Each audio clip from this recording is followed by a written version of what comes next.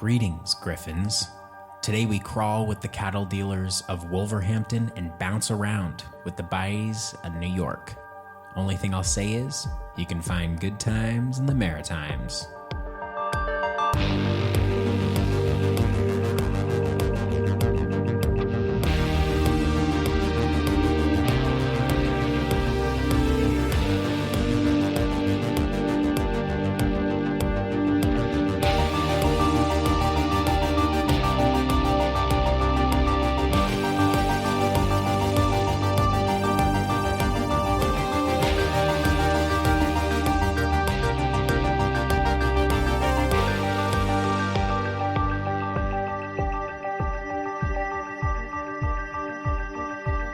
Excited for today's episode. Yeah, I'm scared. Don't be scared. I'm scared. You don't have to be scared. I'm here for you always. Oh, okay. Hi, everyone. Wait, are we recording? Yeah. Oh, okay.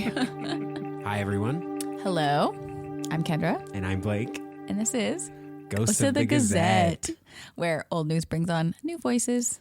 And where forgotten headlines come back to life. It is December 1st. Merry almost Christmas. Merry almost Christmas. We're We're getting in in- the spirit of We're things. getting in the holiday season. You're putting your arms out. You're like, hooray. Hooray. Hooray. I did. Today we are traveling to the year 1876. Did we say it's episode 5 yet? Because it's episode 5. You guys, I think It's you're going to want to episode hear 5. episode 5. It's a good one. Today we are in New York, but also in the Maritimes. Excited to finally be heading to the Maritimes. Yeah, we haven't been there yet. Not yet. Never been there. We'll also be in England, jolly old foggy, God Save the Queen, That England? the very own, the very same. Ah, I love that England. We've also got some extras on deck for you good chaps as well. And we are about to dive into Kendra's story first. I am first. This week, I found my story in the Brooklyn Daily Times. And the Brooklyn. headline I saw was simply a statement from the wife of the Park Bank defaulter. Very gripping headline. Sorry Simple. to interrupt you right off the So bat. simple. That headline would just immediately jump off the page to me. Can you repeat it for us once more? A statement from the wife of the Park Bank defaulter. Electric Factory. Wow, episode 5 is off to a Episode 5 is really going good start. crazy. Episode 5 is a movie. We start the story in late October of 1876.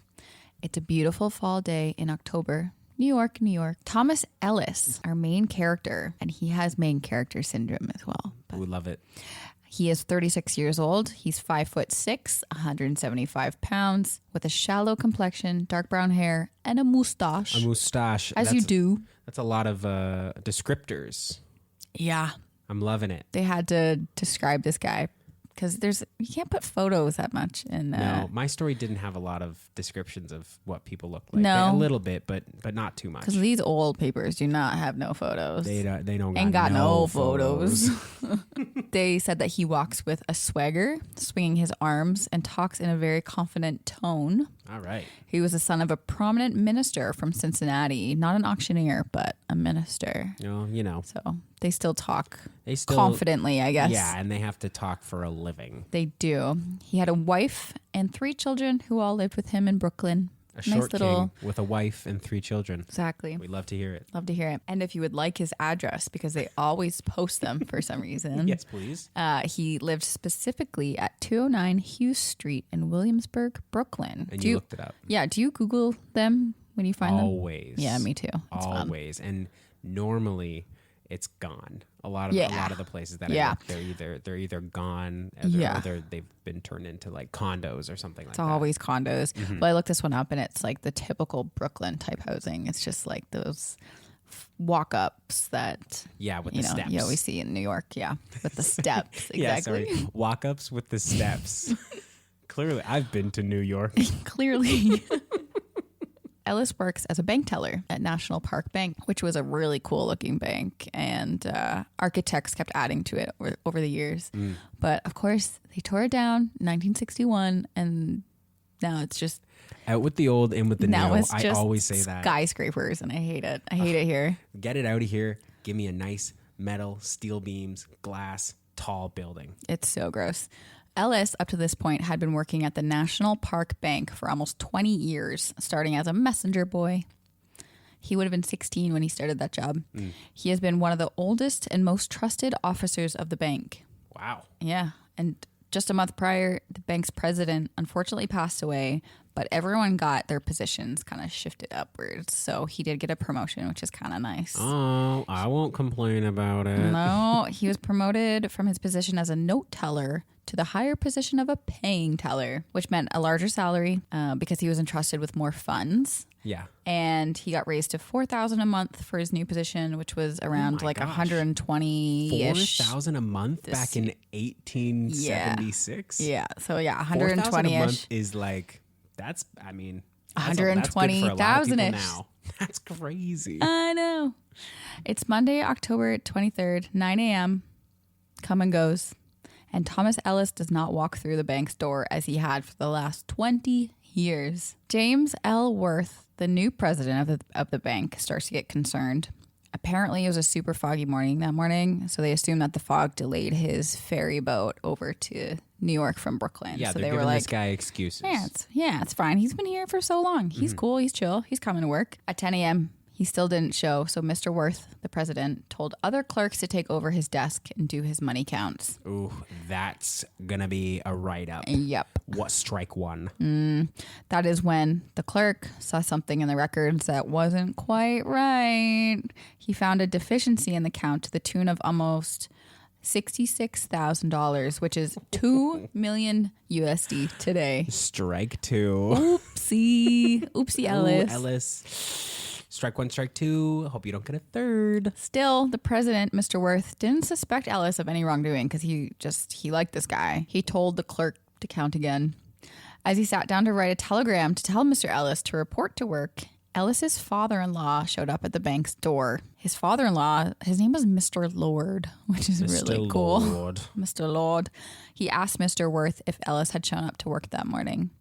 Mr. Worth told him that he assumed that he was at home still, but Mr. Lord told him that his wife hasn't seen him since the previous Saturday morning. Oh, so like this guy's been missing a couple days.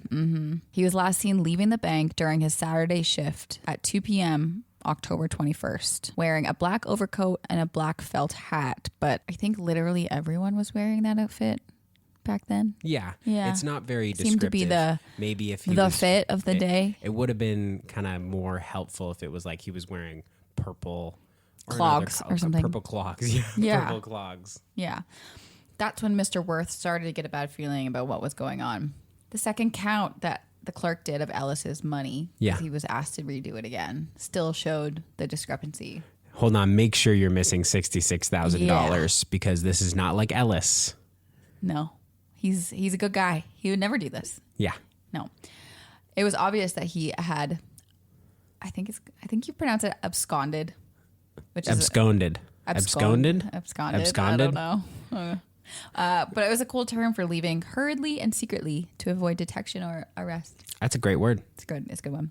Mr. Worth said he simply was dumbfounded. Yeah, that's got to be crushing for Mr. Worth. This is crazy. Ellis has been there for how long? 20 years. 20 years. Yeah. From the mail room, basically, a messenger, from the messenger room.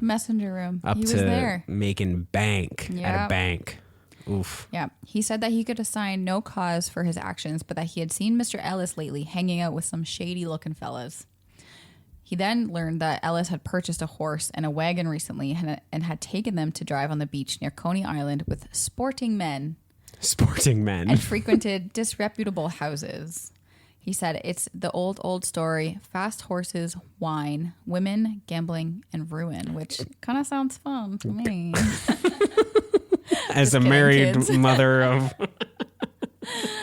Finally, he said, Ellis has been raised right here in the bank from his boyhood, and if we could not trust a man like that, whom can we depend on? That's got him looking at every teller being like, if you're so much as 1 minute late for your shift, you're guilty of... That's a strike. Mr. Worth let detectives take over, and an investigation began.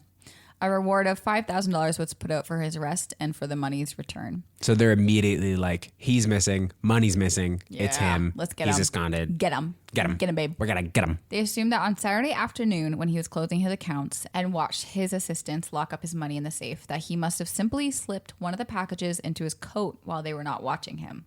They realized that Ellis only took large bills, so banknotes of like $500, $1,000, as well as some gold certificates, which sounds cool to me, from the safe, leaving behind the smaller ones that would have been too bulky to hide. But if he did that, he would have gotten 40 times the amount of money, apparently. Wow. So this was pretty premeditated. He thought this through.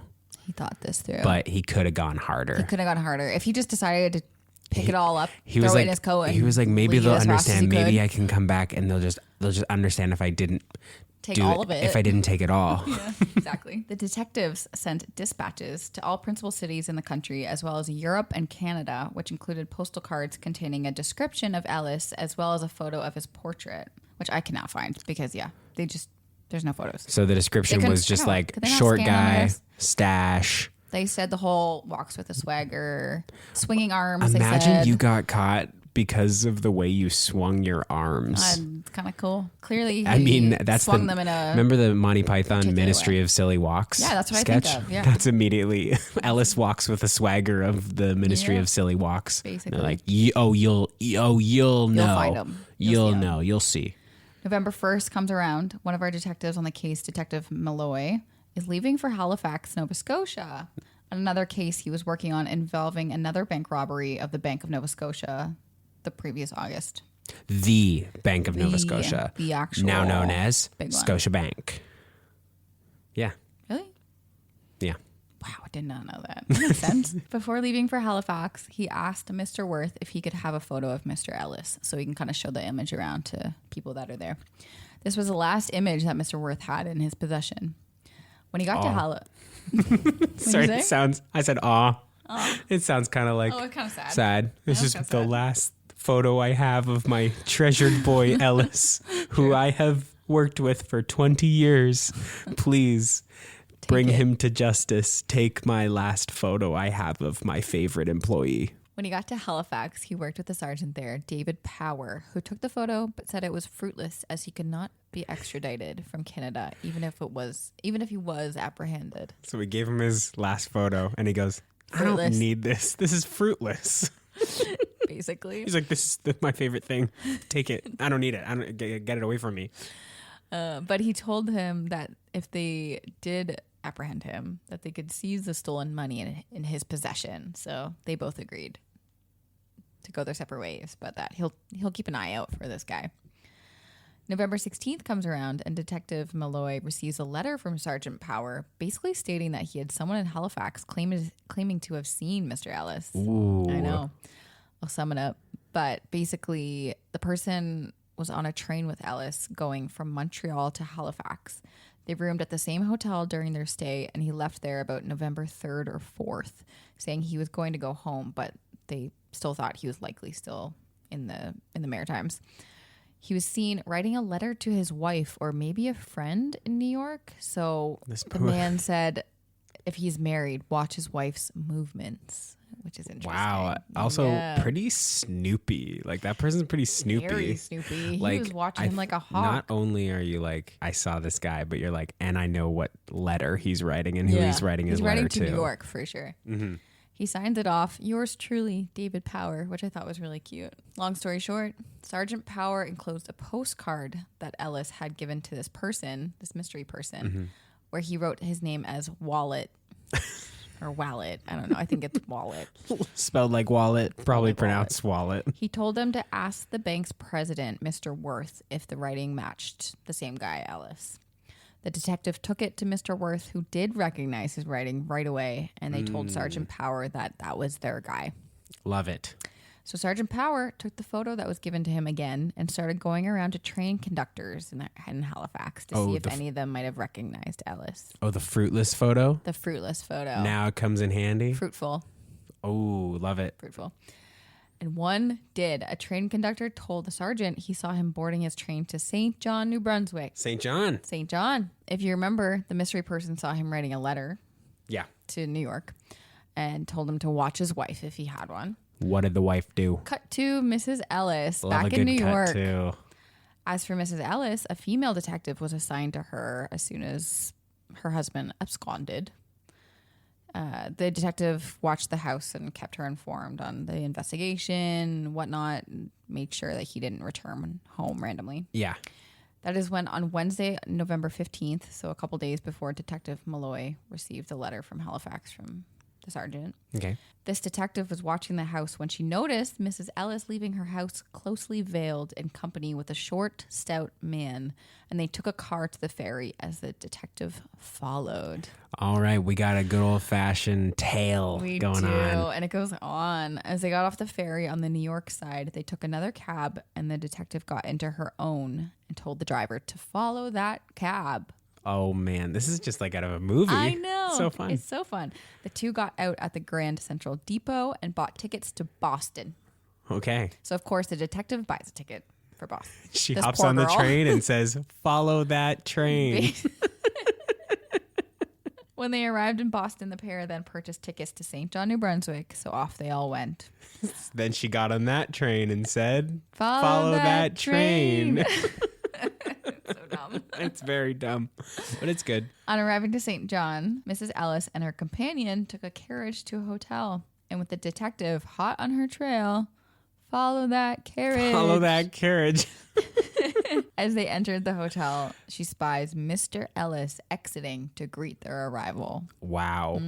Wow. Oh, wow. The commitment of this detective. I know. She just, how long, I wonder how long that don't trek know. was. I Because you're should've looked going, it up. you're going New York across, you're taking a ferry, you're going to Boston, you're going from Boston To St. John. St. John. The detective quickly heads to the telegraph office and sends a message to the bank's president, Mr. Worth. Mrs. Ellis and company with a short, stout man is here. Ellis also here. Perfect. Yeah. Right to the point. This mystery companion, we found out later, is her brother who was actually helping her out. And he was a lawyer, so... The short, stout man? Yeah. Sketch lawyer. Sketchy lawyer. Quack- I mean, quack lawyer? they quack lawyer. They hired him. It's attorney-client privilege. Yeah, you're right. Actually, you're right. Sergeant Power already heading to St. John, New Brunswick, because of this mystery train person and the train conductor's testimony, arrives and immediately traces Ellis and his wife, and he is arrested for embezzlement, and she is taken into custody as well. They found $8,000 on Mr. Ellis, as well as $5,000 on his wife, which she did admit to was a portion of the money stolen by her husband. I did. Yes, that was part of the money my dear Ellis took. That is my bad. My bad. It's my husband's fault. This is where our December 1st headline kind of ties into the story, where a reporter was interviewing Mrs. Ellis regarding their arrests. She basically stated that what happened was that she was in the second story of the boarding house when two men entered on their tiptoes, she said. They locked the door and Power told her that he had come to take her to the police office unless she handed over to him the money stolen from the bank by her husband. She said she had no such money on her. No money. He began to feel on the outside of her dress and he realized the money was hidden under her clothes and that she had to hand it over or she would be arrested. Okay, imagine it was the wrong woman and a couple men Just tiptoe into your room and go, give us the money. And you say, I don't have money. they touch and your they immediately dress. start grabbing you. Yeah, that's terrifying. Pretty crazy. But it was the right girl. It was the right person. Thankfully, no one got She traumatized by resisted, but they frightened her more with one of them pulling open his coat and exposing two revolvers. that. Thank goodness it was just pulling up his coat to expose two revolvers. And then so she handed over the money. Which, come on. Yeah. You had the money. You had the money. It's stolen money. These men, they caught you. went to the effort of tiptoeing in. You're caught. You're caught. Sorry. On November 18th, a letter was received by Mr. Worth, president of the bank, from St. John, New Brunswick, informing him that Ellis had been arrested. Let's go. On November 22nd, more detectives showed up from New York to St. John and secured the arrest of Ellis to recover the money. But again, with there being no extradition treaty in existence, the St. John police and judge decided that Ellis would not be sent back. Interesting. They would just hold him in jail there. On December 2nd, Mr. Ellis told reporters that it was one thing to steal money and another thing to keep it. Sorry, dude. What does that mean? He thought he was doing something. He did. He's like, yeah, but I don't. Do you see me with the money now? I'm in jail. I'm in jail. He then proposed to make a compromise with the bank and said he would like to keep half of the stolen money and return to New York triumphant. Wow, that is hey. He tried. That you can't blame a guy for trying, I guess. That is absolutely wild. Let me have half the money I stole that you caught. And let me return home And to let me New return York. home. And everyone's going to be like, We're wow, chilling. so cool. And it was just a security exercise. Just smooth 1 million in my pocket. It was just easy. Easy. But the bank said nah. Yeah. And they also took possession of his house in New York to help pay off his debt. Which, yeah, makes sense. They're like, we give you half the money and we raise you. Taking your home to pay back your debt and you staying in jail. He did admit that he lost 30 grand on Wall Street, which did help fuel his decision in stealing the money. Brutal. Fast forward to May of the following year, 1977, the bank was able to reach a verdict for about half of the amount. So they did only get half of the amount back from Ellis. So assuming that he has the other half. Yeah. Yeah. That following June, though, they were not happy with the verdict and tried to reopen the case, but it was dismissed.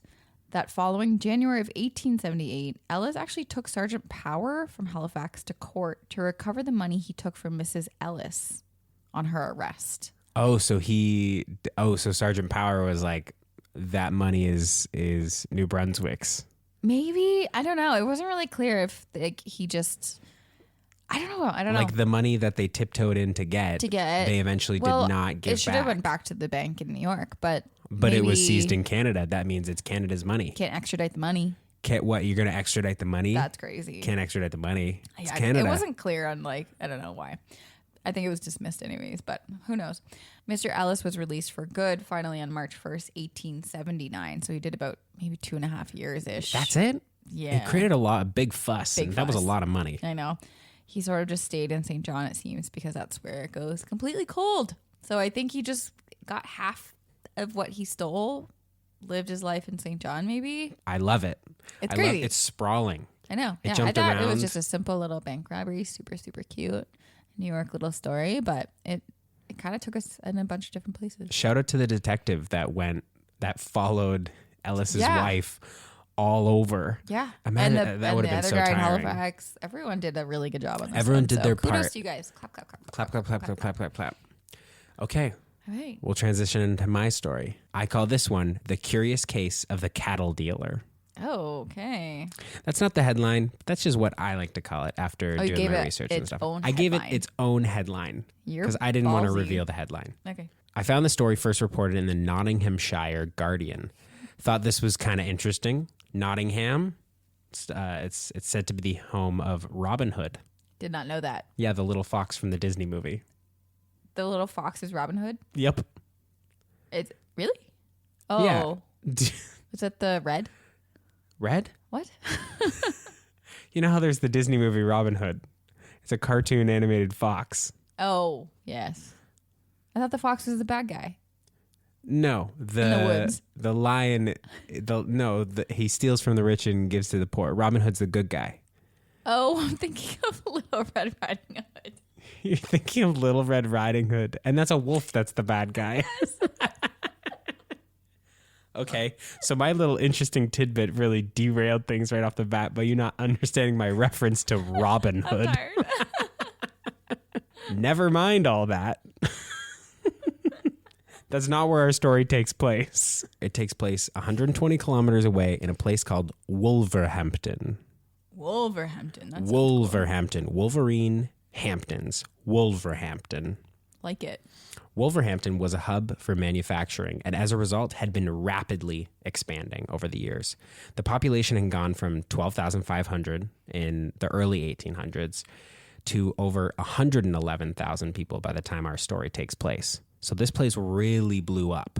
And it was They were having babies. They were having babies. Oh, and people were coming there, and those people, the babies were having babies.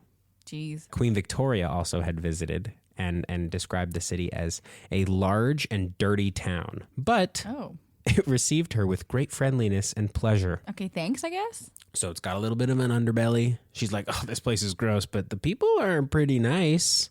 Sure. Okay. Thanks, girl. A place like Wolverhampton blowing up in the way that it was creates haves and have-nots. Makes sense. There were lots of different boroughs in Wolverhampton. Our particular story takes place in the area of Cat's Yard. That's cool. Very cool. I couldn't really figure out where this was situated today, but it was what they referenced in the paper back then. And our story takes place on a little street called Little Berry Street. So Little Berry Street and Cat's Yard. Yeah. Adorable. Kind of fun, right? It's an early October evening, and people are out partying, as they do in Wolverhampton. Those crazies. Enter Emma Waldron, 38, and Eliza Edge, 20. Isn't the name Eliza Edge kind of cool? I It's really pretty loved cool. it. Yeah. Yeah, that's really It sick. reminded me of like a rival figure skater from a Disney Channel original movie. Eliza Edge. Instead of being a Disney movie, though, she was a prostitute. Oh. Yeah. Okay. Same goes for Emma Waldron. Okay. These women were known to frequent the pubs and inns around the area. I also saw one and only one reference that they also worked at a bank, kind of like Ellis. Oh, whoa. But it was only one paper, and I couldn't really find anything else. Everywhere else said these are known prostitutes. Fun little connection there. Fun little connection. There were a lot of pubs in Wolverhampton. It was said that there was one pub for every 120 people. That's decent. And so I did the math, and that's like over 500 pubs in the city. Oh, wow. It's a lot. That's a lot of pubs. It's a lot. There's also over 120. fun. Yeah, it sounds like a party town. Sounds like we gotta go Cat's Yard. Got to go to Cat's Yard in Wolverhampton. And specifically on Little Cherry Street. Little Cherry? Berry Street. Little Berry. Over 120 inns as well. Ample spaces to spend the night or a few hours. Ruh-roh. By most accounts, Eliza Edge and Emma Waldron were going about their normal night. They start partying with a man who is described as an old man, a cattle dealer. Seems like this was a guy who had a lot of money, liked to spend it, and wasn't really quiet about it. I saw another description of him as like he always had thousands in his pocket, which is crazy. That's crazy. He's gonna get robbed. Well, I also found a small excerpt that said he was so drunk that night that he had lost his two front teeth. After a long night of drinking and maybe doing some party favors. Party favors. Party favors. Eliza Edge and Emma Waldron and this man stumble off into the night together. And I kind of pictured like the fog kind of rolling in as they Behind walk them. down the street, and it's just the moon's out, It's and moody. it's moody. And then we Cool. cut to a month later. Okay. On the afternoon of Friday, November 17th, Police Constable Robert Milburn strolls through Queen Square. It was like the busy city center. I found a lot of photos, like old photos and stuff of what Queen Street and Queen. There was a Queen Street there. Always at Queen Street. Always a Queen Street. Trouble. But I found a lot of photos of what Queen Square was. Had a statue, all the fun stuff. Emma Waldron walks up to Police Constable Milburn and says, and this is a quote. I'm going to read you her quote. I am come to give myself in custody. I cannot sleep at night or day. About 2 months ago, we robbed a dealer of £300, and One-Eyed Ned took him to the bottom of Canal Street, and by Mr. Bywater's, the Union Inn, pushed him into the canal. I told him not to do that, but to put him to sleep. I will tell you the whole truth about it. Wow. This poor girl. Yeah, she's freaking She was out. overcome with grief. Overcome. Yeah. Yes. So Milburn takes Emma down to the station, and then Emma goes on to tell the cops the whole truth about it. That was weighing heavy on her. Yeah. And I kind of found it funny because she goes on to say, I will tell you the whole truth about it. But she kind of just did. Yeah. Like, It sounds like she just it's said you it. outlining everything that you've done and said, man, I have a story to tell you. Let me go back to my first sentence. Yeah. Well, we're going to need to go back. She goes on to implicate Eliza Edge and then a man named Edward Smith. Smith. Edward Smith. His name was Edward Smith. True. This was One-Eyed Ned. Ned. Smith. Smith, Sniff, you know? Smith. But his name's not Ned. Okay. No, his name's not Ned. It's Ed. Oh. But I guess Ned. Ed and- would lead to Ned. Yes, Ed and Ned were common like nicknames, interchangeable. Ed, Ned, One-Eyed Ned. One-Eyed Ed, One-Eyed Ned. Did he have one eye? That was I couldn't find any descriptions of him except for what? everyone I'm sure calling he him only had one One-Eyed eye. Ned. Unless it was just like a joke where he's like, okay. That joke's not funny. Yeah, no, it's not a funny It's joke. not a funny joke. Either you have two eyes or you have one eye. There is no in between. All right. He has one eye. Go on. She said that the man had drowned after being pushed into the canal. So the next day, the police went and they dragged the canal right where, like Emma had said, they had pushed the body into the water and they couldn't find the body. No body. It kind of makes sense. It was like a month and a half later. It probably got maybe pushed downriver. Floated downriver or something like that. A bird found it. Yeah, a bird found it. I just caught it. Flew away. Yeah, a bird got it, flew away with the body. Birds were bigger back then. Shouldn't laugh about it. This is sad. Or is it? I don't know. Even without the presence of a body. Oh, okay. So no body. No body. Then no bird. Well, you know how they always say... No body, no bird. Even without the presence of a body, the police charged the woman along with One-Eyed Ned. They charged him with murder and robbery. Wait, but there's no body. Yeah, they didn't have an identity. They're like, well, you said you killed someone, so I guess it makes sense you're of guilty it, of murder. But they didn't know who the person was. Yeah. They didn't have a body. Yeah. And they're literally just going off of But I guess you this would girl's take them into word. custody until they figured it out. Yeah, so that's kind of what they ended up doing. Okay. They had a couple clues as to who this guy was, and they tried to now figure out who it was that they killed. And they found out that he was an older, affluent cattle dealer. Oh, checks out. It was also mentioned by Emma that the man had an Irish ticket in his pocket. An affluent Irish cattle dealer. Police finally figured out who this guy was. Enter James Craig, 35, an affluent Irish cattle dealer who turned out to be very much alive. Oh, so he actually entered this time. Yes, he in literally and he entered. It was said he walked off the train, and in the newspaper when I was reading the newspaper, what he said. What he said that he got off the train that people would use to come into town that were from out of town. It was like some sort of roundabout way of saying so he just got off the train, but they said, but he was noticed. Yes. Yes. Okay. Craig was back in Wolverhampton from his home in Castlereagh, Ireland, after he had been summoned to court to give his side of the story. Police figured out who he was and realized that he was alive, and they called him up and were like, you got to come back here. We got to figure it. We got people who are in jail for the murder of you. This girl was like literally like freaking out. Yeah, she couldn't sleep night or day. And he was just off in, where was it? Castlereagh, Ireland. It's just outside of Belfast. I didn't find too much about him. I really couldn't find a lot about him. He was wheeling and dealing cattle. He was like making thousands off of. Yeah. It was said in the papers that he was married and occupies a good social position. He was married.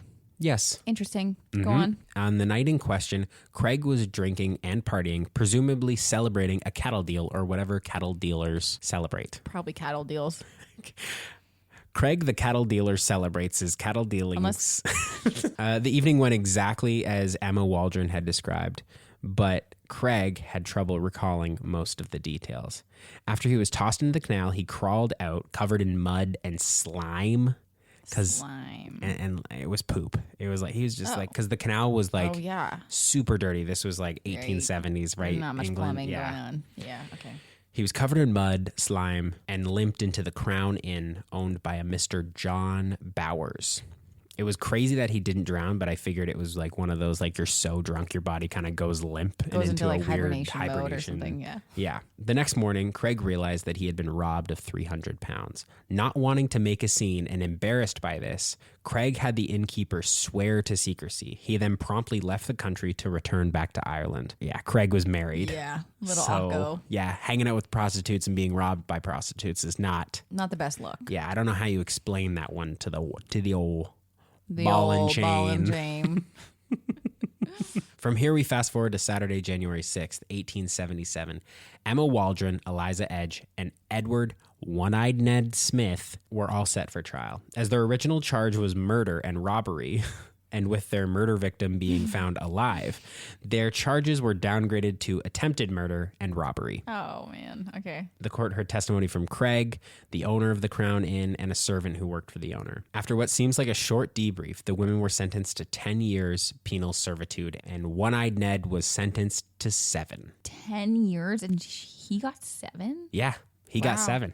even though it looked like the three of them were pretty well implicated Yeah, together. brutal. So I looked into like penal servitude, and that's a pretty brutal sentence. Yeah. They're just doing hard labor like 7 days a week. It's said that like that's the worst you can get other than like just being killed. Oh man. That's So rough. that was pretty bad. That's bad. I didn't find any follow-ups on anyone from this story. Awesome. That's kind of where it ends. So we don't know what happened to them. We don't know what happens to them. We can surely say they are definitely dead now.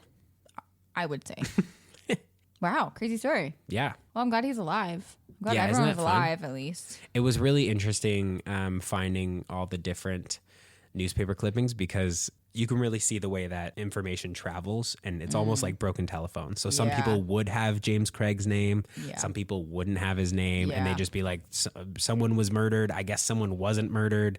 It was a lot of like people being like, so what we previously said Some was people are this. slow Yeah. to get at their news. For Yes, sure. Yeah, exactly. It's very obvious sometimes. It's kind of funny. Shall we move on to extras? Extra, read all about it. Blake and Kendra got a couple little fun little tidbits they found while researching their stories that they want to share with you. So for my first extra, we're gonna stick with the Nova Scotia theme that we got going on because I found another Nova Scotia story in a New York paper during my research. Excited. The report says a little girl has exhibited great heroism in Pictou, Nova Scotia. I'll sum it up a bit because one of the articles that I read on it gave a lot of details. But basically, a 7-year-old girl named Alice and her 5-year-old brother Henry were locked into their apartment by their mother, who is recently a widow, and she was going out. So she basically just locked them into the apartment. They couldn't go anywhere, which is a bit sketchy, but a different time, I guess.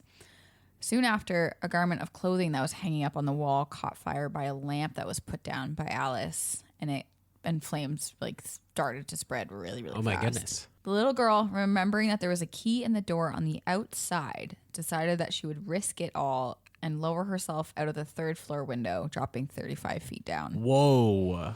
Yep. She had to get her brother out. After jumping, thankfully she was only slightly injured. Her arm and her leg were a bit busted up. Yeah. But then she went up to the door, unlocked it for her brother, but couldn't find him in the room anymore. He jumped out the window too. Apparently, he had got spooked when she jumped through the window and then decided to go after her and then crawled out the window. Oh. He was only somewhat scratched up, thank goodness. But one report said that if he had fallen any other way, he probably would have died. Oh, which was my crazy. goodness. But he only got some like scratch from like gravel on his face kind of thing. But Good. He was fine too, which is crazy. And she was hailed a local hero. Kind of monkey in the see, monkey community. do. I don't know really what Totally. she did. She kind of just jumped out a window. And he just like, I and guess he I'll just follow. followed her. Yeah. I guess it was heroic. It was 35 feet. 35 feet. It's pretty high. What is the if you get any lower, does it become less heroic? Like if it's like 10 Yes, feet? I think heroic line is at probably like 25, I think you could say 15 feet. 15 feet. She's okay. a 5-year-old, right? I guess so. She's 7. Oh, so she's a 7-year-old. Mm-hmm. Okay, that Different. changes so, yeah, things. I'd say 20 feet. 20 feet. Okay, 20 feet. Anything below 20 feet, you're not a hero anymore. You take and you the don't hero deserve status away. you don't deserve a spot in the paper. There you go, folks. Yeah, we got it. We got the line Okay. drawn. I've got an ad that I found in my research for Barrett's Shirt House. Okay. And this is just really funny. And I'm going to read the entire ad. Oh, man. Barrett's Shirt House, 23 Westgate and 65 Manchester Road, Bradford. Barrett's Shirt House, shirts of every description. Barrett's Shirt House, gentlemen's hose and half hose. Barrett's Shirt House, undershirts, drawers, and pants. Barrett's Shirt House, warm gloves, mitts, and cuffs, etc. Barrett's Shirt House, silk wool scarves and mufflers. Barrett's Shirt House, ties and scarves, latest novelties. Barrett's Shirt House, linen fronts, collars, cuffs, etc. Barrett's Shirt House, braces, silk, and cambric. Oh my goodness. Handkerchiefs. Barrett's Shirt House, greatest variety and lowest prices. Barrett's Shirt House, all kinds of shirts made to order. Barrett's Shirt House, William Barrett, sole proprietor. So, have you found out like who this ad is for, or Barrett's Shirt House. Oh, okay. Who are they targeting? Anyone and everyone who needs a Everyone. shirt.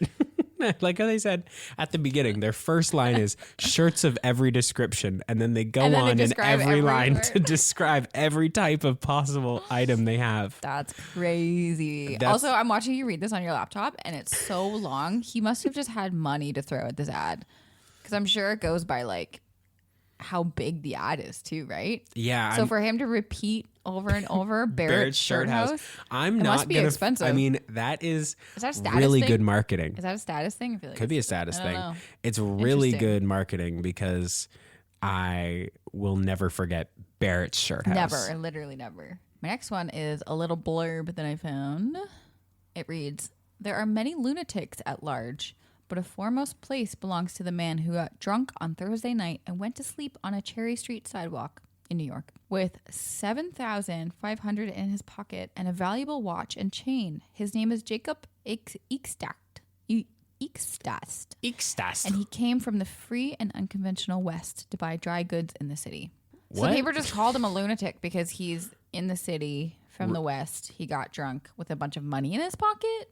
So this is just someone calling him out? He didn't even get robbed. Literally don't know. He didn't get robbed.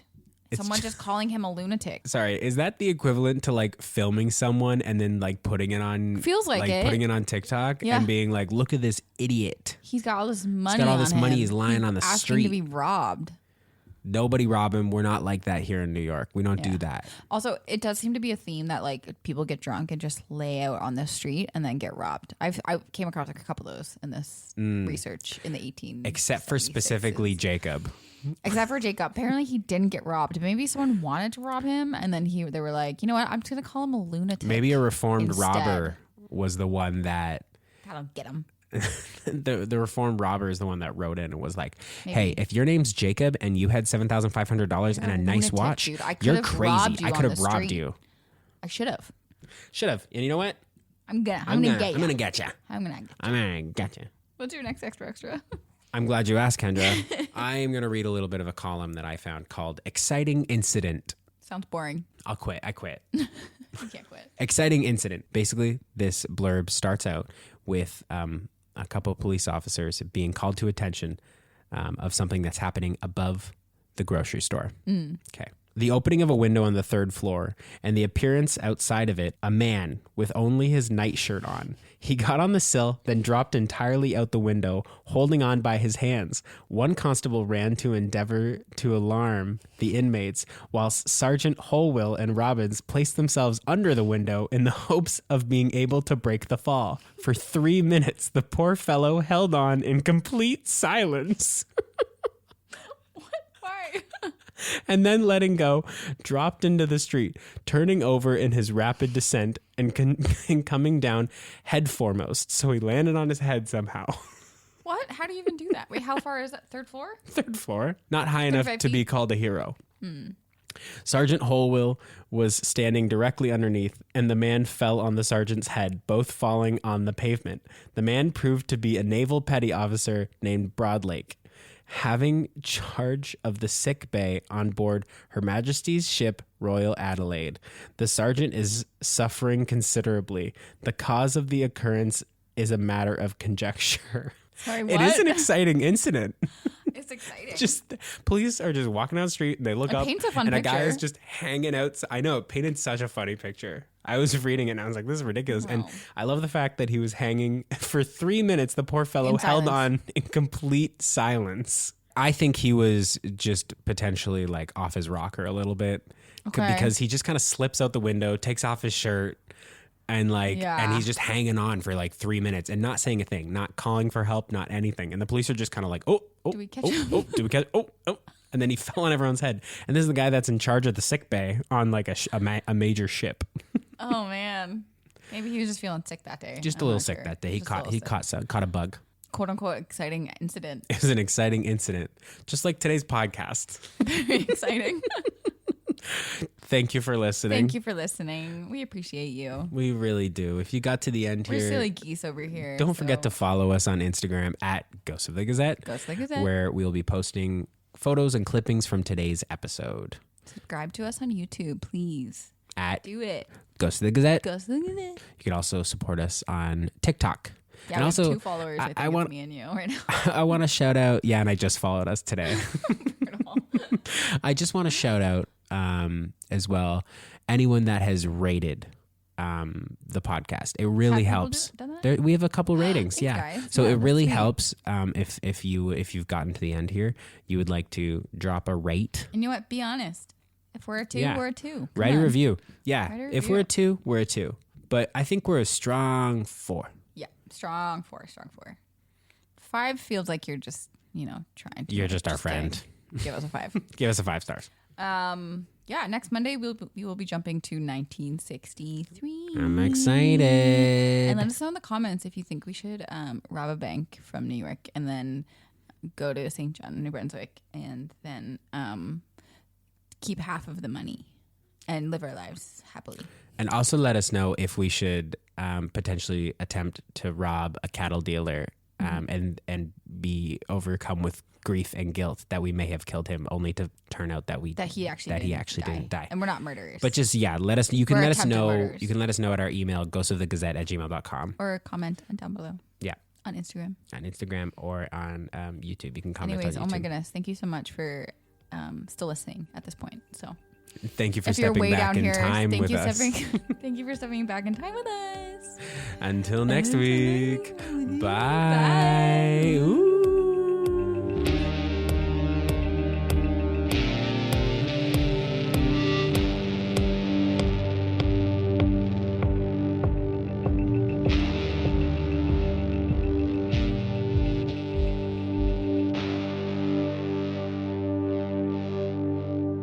Ghost of the Gazette is written, produced, and haunted by Blake Garbe and Kendra Clark. Original theme by Kelly Steinhoff.